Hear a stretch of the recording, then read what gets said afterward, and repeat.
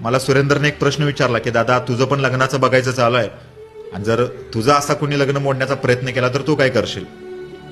मी या व्हिडिओच्या माध्यमातून त्याच्या प्रश्नाचं उत्तर पण देतो. बाळा, माझी इमेज महाराष्ट्रामध्ये खूप चांगली आहे. मी एक आदर्श मुलगा, आदर्श भाऊ म्हणून माझ्याकडे बघितलं जातं.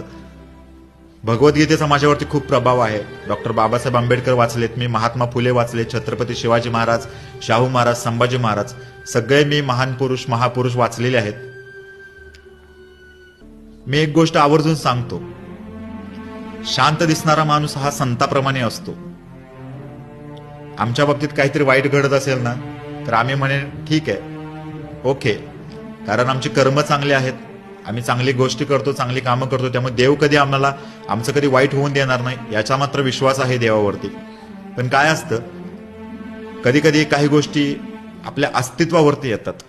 म्हणजे जसं की इथेपर्यंत गोष्टी आहेत तोपर्यंत ठीक आहे, जर गोष्टी इथे येत असतील आणि त्या गोष्टीमुळे जर आपलं अस्तित्व संपुष्टात येणार असेल तर मला असं वाटतं की स्वाभिमान जपण्यासाठी आणि स्वतःचं अस्तित्व टिकवण्यासाठी आपल्याला काहीतरी हालचाल करावं लागेल. मी एकच गोष्ट करेन, जर माझ्या बाबतीत असा कोणी प्रयत्न केला तरी एका वाक्यात सांगेन,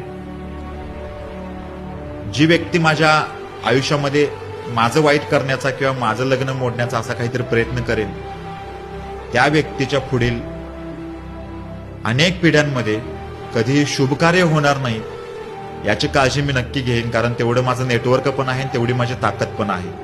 सो या व्हिडिओच्या माध्यमातून पुन्हा एकदा मी सांगतो तुम्हाला, कर्म चांगली करा, चांगलं होईल.